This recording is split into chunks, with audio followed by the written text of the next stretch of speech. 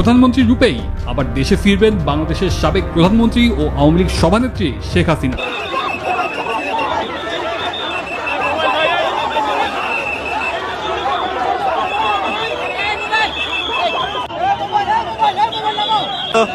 লাঠিচার্জ করছে এবং শিক্ষার্থীদেরকে এখান থেকে তাড়িয়ে দেওয়ার জন্য কিন্তু পুলিশ লাঠিচার্জে বাধ্য হচ্ছে। 15 দিনের মধ্যে দুই উপদেষ্টা আসিফ মাহমুদ সজীব ভুঁইয়া ও মাহফুজ আলমের পদত্যাগের দাবি জানিয়েছে গণ অধিকার পরিষদ। দৃশ্যমান কোনো উদ্যোগ নাই। জনাব আসিফ মাহমুদ সজীব ভুঁইয়া এবং মাহফুজ আলমকে পদত্যাগ করতে হবে। তারা যদি আগামী 15 দিনের মধ্যে পদত্যাগ না করে আমরা যমুনা ঘেরাওয়েরও কর্মসূচি দেব ইনশাআল্লাহ। আপনারা কি জানেন যে গতকালকে ভারতের একটা গণমাধ্যমে আপনার তুলসী কবাট একটা সাক্ষাৎকার দেন এবং সেখানে আমাদের বাংলাদেশ প্রসঙ্গে তিনি মানে দীর্ঘ একটা আলোচনা করে সেখানে তিনি অনেক কথাই বলে যে বাংলাদেশে মৌলবাদী গোষ্ঠী জঙ্গিবাদী গোষ্ঠী পুনরায় তারা মাথা চারা দিয়ে উঠছে এবং এই বাংলাদেশে এই অন্তর্বর্তীকালী সরকার ডক্টর ইউনূস তার যে অবদান কিংবা পুরো বিশ্বে ওয়ার্ল্ডের ভিতরে তিনি হঠাৎ করে পাকিস্তানকে টেনে নিয়ে আসে।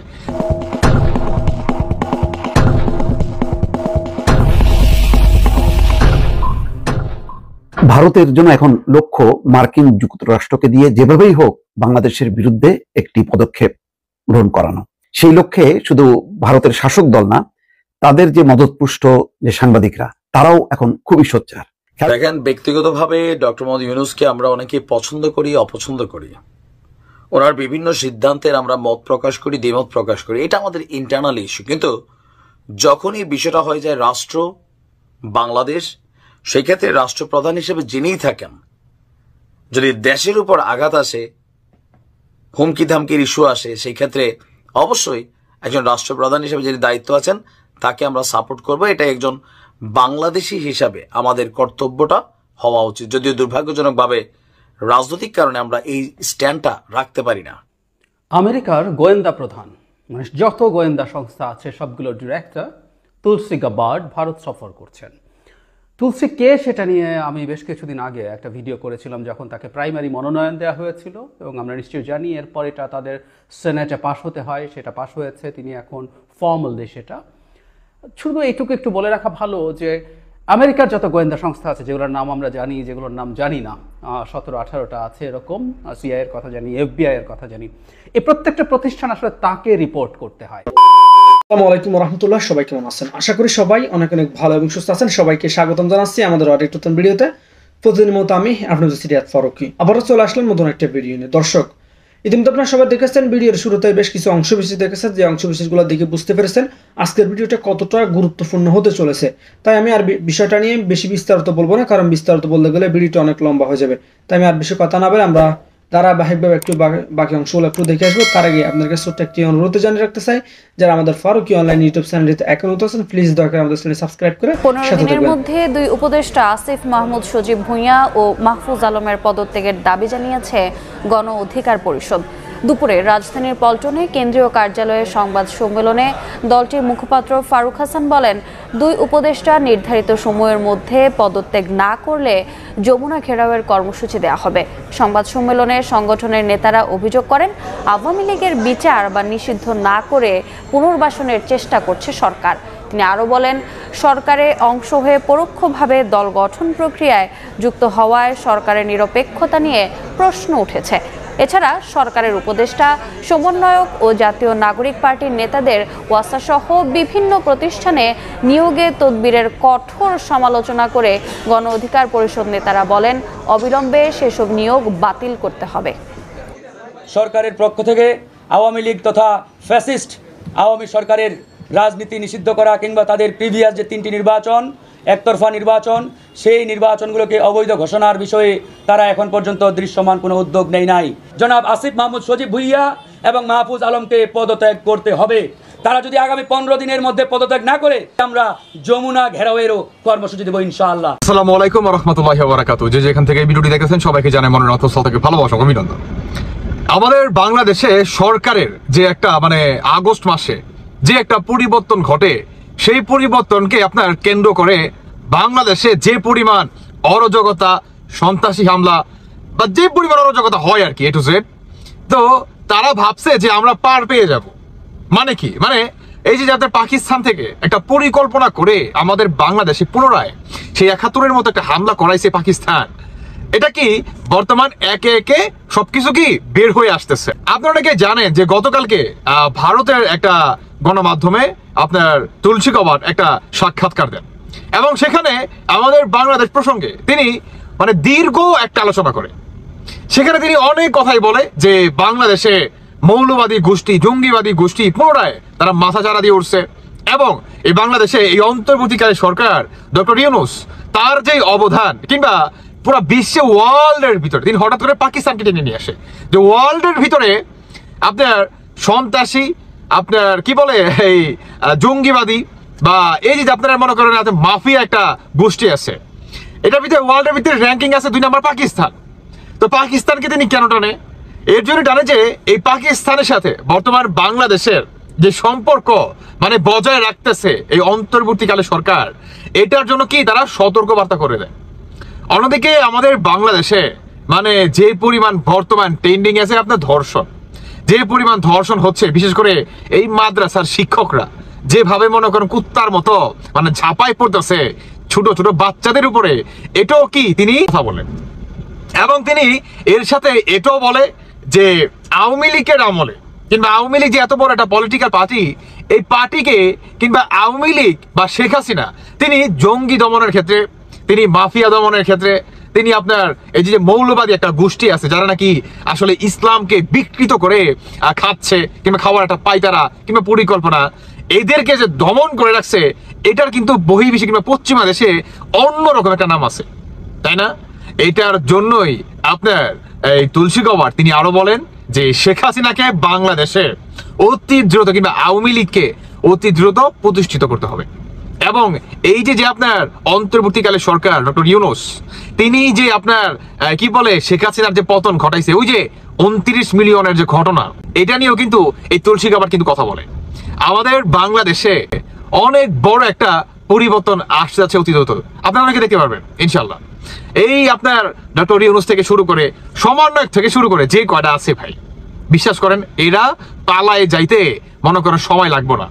অন্যদিকে শেখ হাসিনা মানে তার যে সাহস কিংবা তার যে মনে করেন নেতৃত্ব বা তার যে মনে করেন বক্তব্য বা তার যে বর্তমান যে সিচুয়েশন, এই যে একটা অবস্থা, এই অবস্থায় শেখ হাসিনাকে দেখছেন যে বিন্দু পরিমাণ তিনি আশা হারাই ফেলছে, বিন্দু পরিমাণ। অনেকেই এই কথা বললে ভাই নানান কিছু বলতে পারেন, ডাজেন্ট ম্যাটার, আমাকে সত্যি কথা বলতে হবে। কারণ বর্তমান শেখ হাসিনা ব্যতীত আপনার আওয়ামী লীগকে দিক নির্দেশনা দেওয়ার মতো মানে এর থেকে ভালো নেতা আর নাই, আওয়ামী লীগের ভিতরে নাই। অন্যদিকে শেখ হাসিনা আপনার এতই সাহসী একটা নারী, তিনি বাংলাদেশে ফিরবো, কারণ বাংলাদেশ ছাড়া তিনি কিন্তু ভালো নাই। তিনি কিন্তু নিজের মুখেই বলছে যে আমি অবশ্যই বাংলাদেশে আসবো এবং এই জঙ্গিবাদীদেরকেও আমি দমন করব। শেখ হাসিনা আপনার ইতিহাসে বহুবার তার জানের উপরে মনে করেন আক্রমণ হয়েছে, তার জীবনের উপরে আক্রমণ হয়েছে এবং আল্লাহ তাআলা তাকে মনে করেন বহুবার এভাবে কুদরতিভাবে তাকে মনে করেন বাঁচাই নিছে। আমার মনে হয় যে শেখ হাসিনা একটা কথা বলছে না যে এবারও মনে হয় শেখ রেহানা এবং আমাকে আল্লাহ বাঁচাই রাখছে এই জঙ্গিবাদীদের শাস্তি দেওয়ার জন্য। আমার মনে হয় ভাই কথাটা আল্লাহ কবুল করে ফেলাইছে, সত্যি বলতেছি। আমার মনে হয় শেখ হাসিনার এই কথাটা আল্লাহ সুবহানাহু ওয়া তাআলা কবুল করে ফেলাইছে যে আপনার এই তুলসী গবাট তিনি ভারতে গতকালকে যে বক্তব্য রাখেন, আমাদের বাংলাদেশের মৌলবাদীদের যে একটা দল আছে কিংবা এই যে অন্তর্বর্তীকালের এই সমন্বয়কদের এই পিনাকি, ইলিয়াস, এই যে জঙ্গিবাদীরা আছে না, দেখবেন এরা বর্তমান মানে এতটাই মনে করেন ভয়ে আছে আপনি কল্পনা করতে পারবেন না। চরম ভাবে ভয় আছে, চরম ভাবে। মানে এরা বাংলাদেশে কিংবা পাকিস্তানের কাছ থেকে টাকা খেয়ে বাংলাদেশটাকে কিভাবে অস্থিতিশীল করতেছে প্রতিনিয়ত, এটা কিন্তু আপনারা সবাই অবগত। এবং ধানমন্ডি 32 নাম্বার যে ভাঙছে, এইটাই হচ্ছে মনে করেন মেন টুইস্টটা।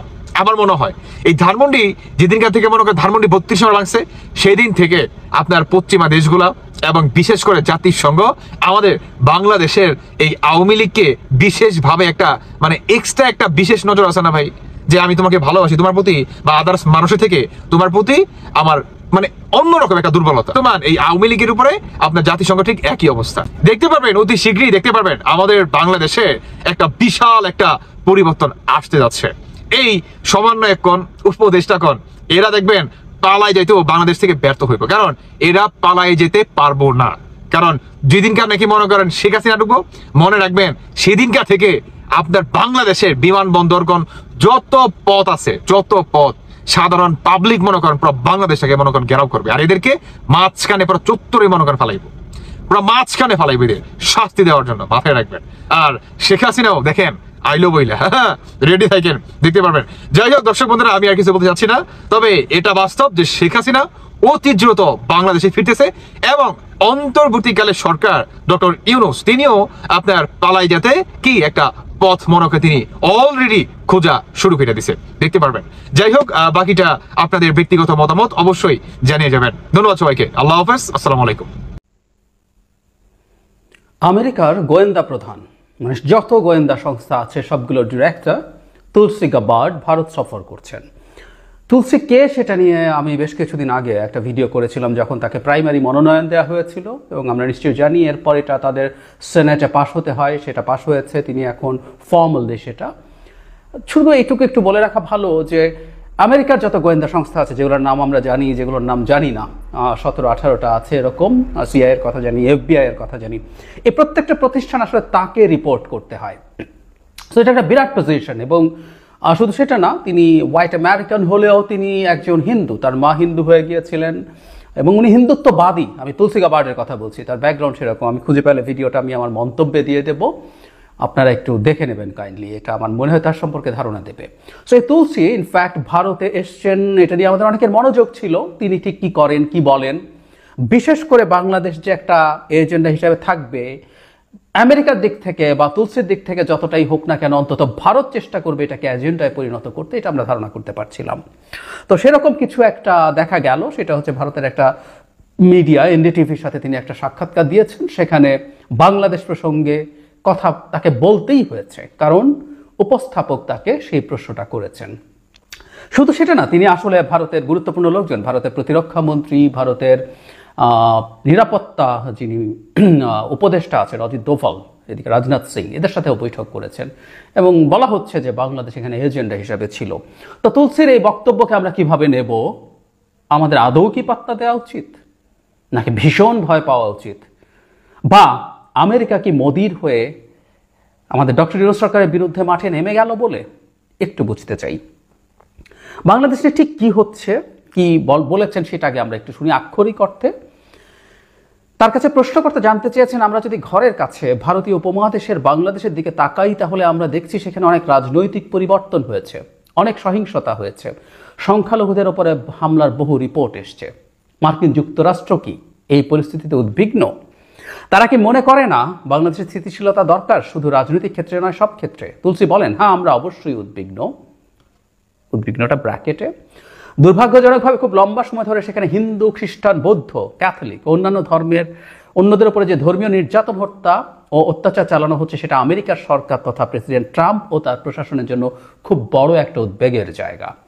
সেই সাথে মিস গাবার্ড যোগ করেন, প্রেসিডেন্ট ট্রাম্পের ক্যাবিনেটের সদ্য দায়িত্ব নেওয়া সদস্যদের সঙ্গে বাংলাদেশ সরকারের কথাবার্তা সবে মাত্র শুরু হয়েছে। তবে এটা আমি বলতেই পারি, এই বিষয়টা উদ্বেগের যে জায়গাগুলোতে আমাদের ফোকাস রয়েছে তার মধ্যে এটা অন্যতম প্রধান। তারপর তিনি নিজেই একটা প্রসঙ্গ টেনে আনেন, ইসলামী সন্ত্রাসবাদ প্রসঙ্গে। তুলসী গাবার্ড বলেন, আরও একবার ইসলামী সন্ত্রাসবাদ নিয়ে বলবো, সার্বিকভাবে তারা বিশ্বজুড়ে যে চেষ্টাটা চালাচ্ছে, এক জায়গায় এক এক গোষ্ঠী, কিন্তু তাদের আদর্শ লক্ষ্যটা ভিন্ন, আর সেটা হলো ইসলামী খেলাফতের আদর্শ দেশ শাসন করা। এটা অবশ্যই অন্য ধর্মাবলম্বী মানুষের উপরে বিরূপ প্রভাব ফেলে, বিশেষ করে যে ধর্মগুলো এই জঙ্গিদের কাছে গ্রহণযোগ্য নয়, এবং তারা অত্যন্ত সহিংস ও সন্ত্রাসবাদী পন্থায় নিজের আদর্শ লক্ষ্য বাস্তবায়ন করতে চায় বলেছেন মিস গাবার্ড।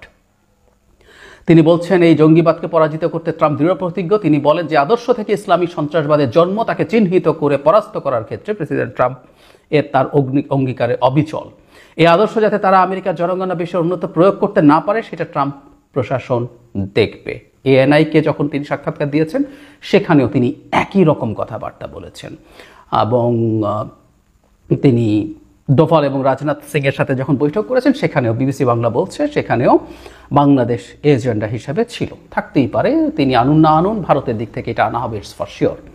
আচ্ছা, কেউ বলতে পারেন এটাকে আসলে দুরকমভাবে দেখা যায়। সেটা হচ্ছে, তাকে যখন প্রশ্ন করাই হলো ইসলামী জঙ্গিবাদ নিয়ে, তাকে আসলে কথা বলতে হতো, তাই এটাকে খুব বেশি পাত্তা টাত্তা দেওয়ার কিছু নাই। এবং আমাদের ডক্টর ইউনূস সরকার আমেরিকানদের সাথে এনগেজ করছেন।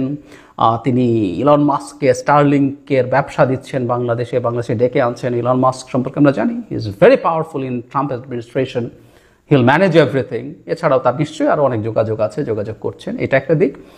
আবার ভীষণ ভয়ের ব্যাপার কেউ বলতে পারেন যে তুলসী গাবার্ড এভাবে কথা বলেছেন, উই শুড বি ফ্রাইটেন্ড, কারণ এটা ফর শিওর যে আমেরিকা, অন্তত ট্রাম্পের কথা বলছি, তিনি ইসলামোফোব মানুষ, সুতরাং ইসলাম একটা সংকট তার জন্য হবে। আসলে আমরা কিভাবে দেখব? আমি ব্যক্তিগতভাবে মনে করি যেটা মাঝামাঝি একটা জায়গায় আমাদের থাকা উচিত। আমি সিরিয়াসলি বিশ্বাস করি তুলসী গাবার্ডের ওপরে ভারতের বর্তমান ক্ষমতাসীনদের খুব বড় প্রভাব আছে। তিনি হিন্দুত্ববাদী, আমি হিন্দুত্ববাদী তুলসী গাবার্ডকে বলছি, এবং তিনি ইসকনের অ্যাক্টিভ সদস্য।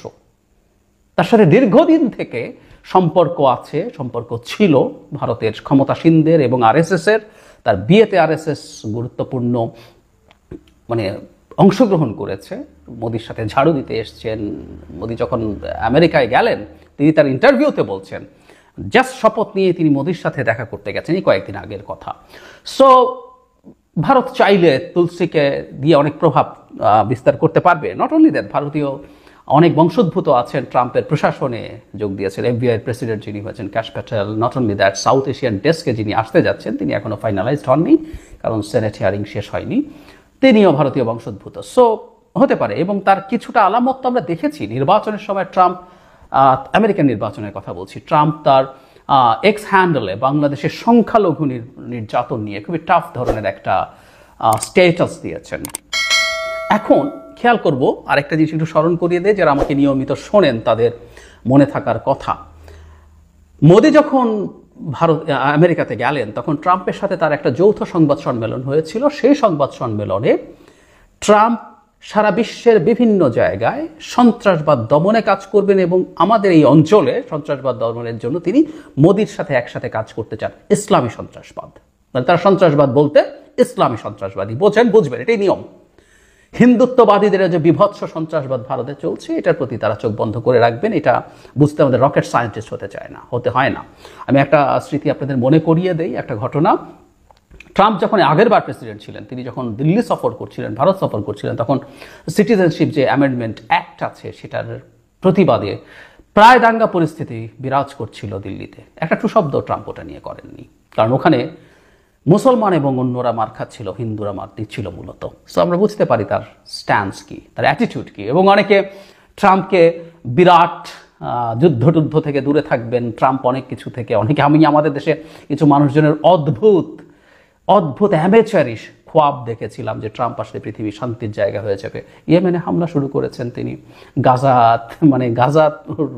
বাইডেনের সমালোচনা করতে পারেন, কি করবেন, কিন্তু গাজা উনি দখলই করে নিতে চান।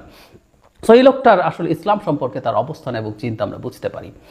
এখন মূল জায়গাটা যেটা আমি কিন্তু ট্রাম্পের বক্তব্যে দেখেছি এবং গতকালের বক্তব্য থেকেও, তুলসী গাবার্ডের ইন্টারভিউ থেকেও যে জিনিসটা আমাদের টেক অ্যাওয়ে আছে, ভারত আসলে এখন এই জায়গাটাতেই খেলতে চায় এবং ঠিক প্লট তৈরি হচ্ছে। অ্যান্ড আই মাস্ট সে যে আমাদের ভীষণ সতর্ক হতে হবে। জায়গাটা কি? জায়গাটা হচ্ছে বাংলাদেশে ইসলামিক জঙ্গিবাদের উত্থান ঘটছে। ডক্টর ইউনূস ক্ষমতা নেওয়ার পর থেকে, শেখ হাসিনার পতনের পর থেকে এই ন্যারেটিভ ভারতের সমানে ছিল। বাংলাদেশে মূলত ইসলামী ফান্ডামেন্টালিস্টরা ক্ষমতা নিয়েছে এবং ডক্টর ইউনূস তাদের হয়ে এই সরকারে বসেছেন। এবং এরপর বহু ঘটনা ঘটছে এবং ঘটানো হচ্ছে, এবং আমি বহু সময় বলেছি এগুলো পরিকল্পিত, এবং এগুলোতে যারা মাঠে নামছেন তারা আসলে ভারতের হয়ে জেনে বা না জেনে মাঠে নামছেন। আমরা একটু যদি স্টেপ বাই স্টেপ আসি, বহুবার বলেছি, আবার একটু যোগ করি। ডক্টর ইউনূসের পতনের পর বাংলাদেশের ঢাকা শহরে বিশেষ করে বিভিন্ন জায়গায় কলেমা লেখা কালো পতাকা, দায়েশের পতাকা দেখা যাচ্ছিল। বিরাট পতাকা নিয়ে আমাদের কলেজ স্টুডেন্টরা মিছিল করেছে, দেখেছি, এবং এই মেসেজ গেছে তাদের কাছে। এরপর মাজার ভাঙা শুরু হলো, সেই মাজার এখনো ভাঙছে। দুদিন আগে একটা মাজার ভেঙেছে, যেটার সংখ্যা এখন 90 ছাড়িয়ে গেছে। কোনো রকম কোনো পদক্ষেপ সরকারের নাই। এবং ইসলামী মৌলবাদ যখন মাথা চাড়া দেয় যে এই গ্রুপটা ইসলামী এই ধরনের মৌলবাদী সন্ত্রাসবাদী আচরণ করে, তারা মাজার ভাঙার ট্রেডিশন 150-200 বছর থেকেই আছে। সো এটা ইসলামী মৌলবাদ হিসেবে চালানো যাবে। খুব গুরুত্বপূর্ণ একটা বিষয় হচ্ছে নারীদের প্রতি অ্যাটিটিউড। কি হচ্ছে? নারীদের বাধা, নারীরা ফুটবল খেলতে পারবে না, নারী অভিনেতারা না অভিনেত্রীরা তারা দোকান উদ্বোধন করতে পারবেন না, নারীকে ওড়না পড়তে শিখিয়ে দেওয়া হবে, এবং যিনি পড়াতে শেখাবেন তার কিছু আসে যায় না, এবং মব গিয়ে থানায় সরকারকে যাতা করে আসবে, সরকারের কিছু আসবে যাবে না। এমনকি যে নারী ঘটনার শিকার হয়েছে তাকে মামলা প্রত্যাহার করতে হবে, নারী স্মোক করতে পারবেন না, তাকে পেটানো হবে। বেশ কয়েকটা জায়গায়, লক্ষ্মীপুরেরটা নিয়ে আমরা অনেক ভিডিও দেখেছি বলে আলোচনা হয়েছে, বেশ কয়েকটা জায়গায় রমজানে রেস্টুরেন্ট খোলা রাখা নিয়ে মানুষকে হয়রানি করা হয়েছে। নানা রকম ঘটনা কিন্তু ঘটছে এবং সরকার কোনো ব্যবস্থা নিচ্ছে না, উইচ ইজ ভেরি ইম্পর্টেন্ট। খুব শোরগোল হলে দু একটা জায়গায় হচ্ছে, আর বেশিরভাগ ক্ষেত্রে হচ্ছে না। বইমেলা তসলিমা নাসরিনের বই যখন বিক্রি করা বন্ধ করে দিল, যে বইটা নিষিদ্ধ ছিল না, মব তৈরি হলো, এটার ইন্টারপ্রিটেশন সেটা। স্যানিটারি ন্যাপকিনের দোকান থাকা যাবে না, ওটাকে কালো কাপড় দিয়ে ঢেকে দিতে হবে। এই যাবতীয় সব কিছু আসলে ওই ধরনের অ্যাটিটিউড দেয়। নট অনলি দ্যাট, কিছু কিছু ধর্মগুরু একে তাকে নাস্তিক মুরতাদ বলে কতল করার আহ্বান জানাচ্ছেন প্রকাশ্যে প্রকাশ্যে। এরকম বেশ কয়েকজন খুবই সিগনিফিক্যান্ট মানুষ আছেন, কোনো পদক্ষেপ নেই। সুতরাং এই সব কিছুকে আমরা যদি একত্র করি, বাংলাদেশে ইসলামী জঙ্গিবাদ, ইসলামী মৌলবাদ মাথাচাড়া দিচ্ছে না, দিয়েছে। এই ধরনের ন্যারেটিভ এস্টাবলিশ করা খুব কঠিন কিছু না। আমরা এই ঝুঁকিটাতে আছি আসলে, এবং এই লাইনেই ঘটনা ঘটতে থাকবে, এবং আমাদের অথর্ব সরকার এই ক্ষেত্রে ব্যবস্থা নিচ্ছে না। একটা দেশে ঘটনা ঘটতে পারে এবং ব্যবস্থা নেওয়ার মাধ্যমে সরকার এই মেসেজ আসলে দিতে পারে যে তারা ব্যবস্থা নিচ্ছেন, তারা এটাকে টলারেট করছেন না, এবং এই ব্যবস্থা নেওয়ার ফলে যেটা দাঁড়ায় যে পরবর্তী ঘটনাগুলো ঘটার সুযোগ আসলে আর হয় না। কিন্তু আমি দেখছি আমরা ঠিক ওই পথে এগিয়ে যাচ্ছি, এবং ভারতের হাতে যথেষ্ট ডেটা ইনফরমেশন আমরা তুলে দিচ্ছি। নট অনলি দ্যাট, বাংলাদেশে বিভিন্ন ক্ষেত্রে লিবারেল অবস্থান যাদের আছে, প্রথম আলো, ডেইলি স্টার টার্গেটে পরিণত হয়েছে। এগুলো সিম্বল, এগুলোকেও তারা ব্যবহার করবে তাদের মতো করে। সো দিনের শেষে যা দাঁড়াচ্ছে সেটা হলো এই, বাংলাদেশে ইসলামী মৌলবাদ মাথাচাড়া দিচ্ছে। আর যে খেলাফতের কথা বলছেন সেটা তো আছেই। খেলাফতের কথা যখন বলেন আপনি, তখন হিজবুত তাহরীরের মতো প্রতিষ্ঠান কিছুদিন আগে এই সরকারের যাবতীয় এজেন্সি থেকে সরিয়ে হাজার হাজার লোক মিছিল করতে পেরেছিল। পরে আপনি ছত্রভঙ্গ করেন, কিন্তু ওদের কর্মসূচি চালাচ্ছে, বিভিন্ন জায়গায় যাচ্ছে, তাদের কাজ করছে। 32 নম্বর ভাঙা হচ্ছে, সেখানেও কলেমা লেখা পতাকা। এই যাবতীয় সব কিছু যদি একত্র করা যায়, এটা আমাদের জন্য ভীতি তৈরি করতে পারে। আমি সরকারকে সতর্ক হতে বলবো, আমরা রিয়াল বিপদে আছি আমি মনে করি, যদি আমরা ঠিকমতো এটা হ্যান্ডেল করতে না পারি। অনেক বেশি ভয় পেতে হবে না, এখনই অনেক বেশি ভয় পেতে হবে না, কিন্তু ভারত তার জায়গা থেকে তার প্রভাব ব্যবহার করে যে কোনো কিছু করার চেষ্টা করবে, সেটার ব্যাপারে আমাদের সতর্ক থাকা দরকার। কিন্তু আমাদের সরকারকে আমরা সেই মাত্রায় সতর্ক দেখছি না, সেটা হলো বড় বিপদের জায়গা। তুলসী গাবারদের মতো মানুষের কাছ থেকে, মানে তার দিক থেকে আসা বিপদ সম্পর্কে সচেতন থাকতে হবে, সেই বিপদকে ঠেকানোর জন্য ব্যবস্থা নিতে হবে। সেটা না হলে আসলে ঝামেলা আছে। সুতরাং তার এই বক্তব্যকে অনেক বেশি ভীত হওয়ার মতো কিছু মনে করি না, আবার এটাকে তড়ি মেরে উড়িয়ে দেব এটাও মনে করার কিছু নেই। She is very powerful and উনি হিন্দুত্ববাদী, এটা মনে রাখতে হবে।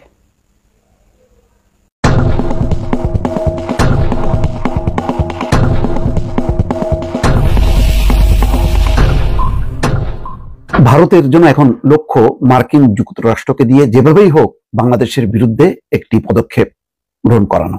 সেই লক্ষ্যে শুধু ভারতের শাসক দল না, তাদের যে মদতপুষ্ট যে সাংবাদিকরা, তারাও এখন খুবই সোচ্চার। খেয়াল করেন, আগে যখন ম্যাথিউ মিলার এবং বেদান্ত প্যাটেল ছিলেন বাইডেন প্রশাসনের সময়, তখন কিন্তু তারা বাংলাদেশ প্রসঙ্গ নিয়ে ভারতীয় সাংবাদিকরা কোনো প্রশ্ন করতো না, বরং মুশফিক ফজল আনসারি বারে বারে এই বিষয়গুলো সামনে নিয়ে আসতো, এবং তারা খুব কূটনীতিক একটি ছদ্মাবরণে এবং রীতিনীতি মেনে তারা উত্তর দিতেন, ম্যাথিউ মিলার এবং বেদান্ত প্যাটেল। এখন একেবারেই পাল্টে গেছে। এখন ট্রাম্প আসার পর যেই নিয়মিতভাবে যে ব্রিফিংগুলি চলছে, সেখানে মুশফিক ফজল আনসারির জায়গায় অন্য কেউ নেই যে বাংলাদেশের বিরুদ্ধে যেই অবস্থান ভারতের, সেই নিয়ে কেউ প্রশ্ন করবে। বরং এখন দেখা যাচ্ছে যে বাংলাদেশ নিয়ে নেগেটিভ প্রশ্নগুলো ছোড়া হচ্ছে, এবং তারা আশা করছে যে মার্কিন পররাষ্ট্র দপ্তর একটা হয়তো বা মুখপত্র এমন একটা বক্তব্য দেবে যাতে বাংলাদেশের উপর একটি চাপ তৈরি হয়। ইতিমধ্যে সেই তুলসী গ্যাবার্ড একটা বক্তব্য দিয়েছে ভারতে, যে এনডিটিভি কে, সেখানে বাংলাদেশে ইসলামী খেলাফত, সংখ্যালঘুদের উপর নির্যাতন, এই বিষয়ে যুক্তরাষ্ট্রের উদ্বেগ আছে বলে প্রকাশ করেছেন। যদিও এটার কোনো তথ্য কিসের উপর ভিত্তি করে তিনি বলছেন তার কোনো নেই, এবং বাংলাদেশ গভর্নমেন্ট কিন্তু প্রতিবাদও করেছে। তো তারপরেও এটা যে তুলসী গ্যাবার্ডের এই বক্তব্য একেবারে বলা যাবে না যে মার্কিন প্রশাসনের একেবারে স্ট্যান্ড, সেটা বলা যাবে না। তুলসী গ্যাবার্ড গোয়েন্দা বিভাগের একজন পরিচালক, অন্যতম পরিচালক, যদিও গুরুত্বপূর্ণ পদ, কিন্তু মার্কিন প্রশাসন আনুষ্ঠানিকভাবে কিছু বলেনি। বরং যেটা দেখা গেছে যে ভারতীয় সাংবাদিকের যে উদ্দেশ্যমূলক প্রশ্ন, তার জবাবে আজকে যেটি ঘটেছে যে মার্কিন যে মুখপাত্র এই ডোনাল্ড ট্রাম্পের, তিনি উত্তর দেননি এবং বলছেন যে অবান্তর প্রশ্নটার উত্তর না দিয়ে তিনি বলছেন এটার একটা অবান্তর প্রশ্ন, এই প্রশ্নটার কোনো অর্থ নেই। তেমনই ঘটনা ঘটেছে মার্কিন পররাষ্ট্র দপ্তরের ব্রিফিং এ বাংলাদেশের সংখ্যালঘুদের নিরাপত্তা নিয়ে প্রশ্ন করা হলে তার সরাসরি উত্তর দেননি দেশটির পররাষ্ট্র দপ্তরের নবনিযুক্ত মুখপাত্র ট্যামি ব্রুস। বিষয়গুলোকে কূটনৈতিক আলোচনার বিষয় বলে উল্লেখ করে তিনি আগাম কোনো মন্তব্য করতে অস্বীকৃতি জানান। স্থানীয় সময় সোমবার নিয়মিত সংবাদ সম্মেলনে এক সাংবাদিকের প্রশ্নের জবাবে এভাবেই প্রতিক্রিয়া জানান মার্কিন পররাষ্ট্র দপ্তরের এই মুখপাত্র। ব্রিফিং এ এক সাংবাদিক বাংলাদেশের সংখ্যালঘুদের নিরাপত্তা নিয়ে প্রশ্ন করেন। তিনি বলেন, যুক্তরাষ্ট্রের নির্বাচনের কয়েকদিন আগে প্রেসিডেন্ট ট্রাম্প একজন প্রার্থী হিসেবে কথা বলেছিলেন এবং বাংলাদেশি হিন্দুদের উপর আক্রমণ সম্পর্কে উদ্বেগ প্রকাশ করেছিলেন। ট্রাম্প প্রেসিডেন্ট হওয়ার 60 দিন ধরে দায়িত্ব পালন করছেন, সেই হিসেবে বাংলাদেশের হিন্দুদের পরিস্থিতি সম্পর্কে তার মূল্যায়ন কি, তিনি কি কোনো পদক্ষেপ নিয়েছেন? দেখেন প্রশ্নগুলি কি, মানে একেবারে ভারতীয় যে বয়ান, সেই বয়ানটা তুলে ধরছে ভারতীয় সাংবাদিক। জবাবে মার্কিন স্টেট ডিপার্টমেন্টের নবনিযুক্ত মুখপাত্র ট্যামি ব্রুস বলেন, পররাষ্ট্রমন্ত্রী রুবিও অবশ্যই এই বিষয়ে নেওয়ার সিদ্ধান্তের প্রকৃতি সম্পর্কে তার দৃষ্টিভঙ্গি অনুসরণ করেন, কিন্তু যখন আবার আলোচনা, কূটনীতিক বিবেচনা এবং এর সাথে জড়িত পদক্ষেপগুলোর কথোপকথন এবং কি ঘটতে পারে সেই কথা আসে, তখন আমি এখানে অনুমান করে বলতে চাই না যে এর ফলাফল কি হবে। আপনিও চান না যে আমি সেটা করি। তার মানে এক ধরনের বেশ অপমানই, কিন্তু আবারও অপমান। যেমন দেখেন ওই যে ডোনাল্ড ট্রাম্প এবং নরেন্দ্র মোদী যখন কি সাংবাদিকদের মুখোমুখি হন, তখন ওই ভারতীয় সাংবাদিকও কিন্তু বাংলাদেশ প্রসঙ্গ টেনে আনে। তখন ডোনাল্ড ট্রাম্প কি বলছেন? তিনি বলছেন, না আমার এই বিষয়ে কোনো জানা নেই, তোমাদের প্রধানমন্ত্রী শত শত বছরের তার এই নিয়ে গবেষণা আছে, সে বলতে পারবে, বরং প্রশ্নটা তাকে বলো। এরপরও তাদের কোনো লজ্জা শরম নেই। এরপরও এখন ওই পররাষ্ট্র দপ্তরের ব্রিফিং এ বারে বারে সংখ্যালঘুদের উপর নির্যাতন এই প্রসঙ্গ নিয়ে আসছে। অথচ ওই ভারতীয় সাংবাদিক তাদের দেশে নামাজরত মুসলমানদেরকে যে লাথি মারা হয়েছিল, স্বয়ং একেবারে খোদ নয়াদিল্লিতে রাস্তার উপরে মসজিদ নামাজ পড়ছিল, কেন লাথি মারছিল, এইটা নিয়ে কিন্তু কোনো প্রশ্ন নেই। বিভিন্ন রাজ্যে যেখানে বিজেপি শাসন, সেখানে কেন গরু জবাই বন্ধ, যে গরুর মাংস বিফ মার্কিনিরাও খায়, সেই গরু জবাই কেন বন্ধ, সেগুলিও কোনো প্রশ্ন নেই। মুসলমানদের বাড়ি গুড়াই দেওয়া হচ্ছে, সেগুলিও প্রশ্ন নেই। মসজিদের নিচে বা মসজিদের আরেক ফ্লোর দখল করে সেখানে মন্দির বানানো হচ্ছে, পূজা করা হচ্ছে। বিভিন্ন মসজিদ, পুরনো মসজিদ গুলোকে বলা হচ্ছে যেখানে আগে মন্দির ছিল। এইভাবে যে মুসলিম নিপীড়ন হচ্ছে, সেখানে কিন্তু তাদের কোনো প্রশ্ন নেই। প্রশ্ন এখন তাদের ঘুরে ফিরে বাংলাদেশ। অথচ পররাষ্ট্র উপদেষ্টা তৌহিদ হোসেন কি বলছে? বাংলাদেশের সংখ্যালঘু এটা বাংলাদেশের বিষয়, ভারতের সংখ্যালঘু ভারতের বিষয়। এমন বক্তব্যের পরেও কিন্তু ভারতের এই সাংবাদিক শাসকদের একেবারে লজ্জাহীন, তারা অব্যাহতভাবে চেষ্টা করছে যে ডোনাল্ড ট্রাম্প যেহেতু ক্ষমতা আসছে, সুতরাং ট্রাম্পকে দিয়ে যদি কোনো পদক্ষেপ, বাংলাদেশের বিরুদ্ধে কোনো পদক্ষেপ নেওয়া যায়। দর্শক ভালো থাকবেন, আল্লাহ হাফেজ। দেখেন, ব্যক্তিগতভাবে ডক্টর মোহাম্মদ ইউনূসকে আমরা অনেকে পছন্দ করি, অপছন্দ করি।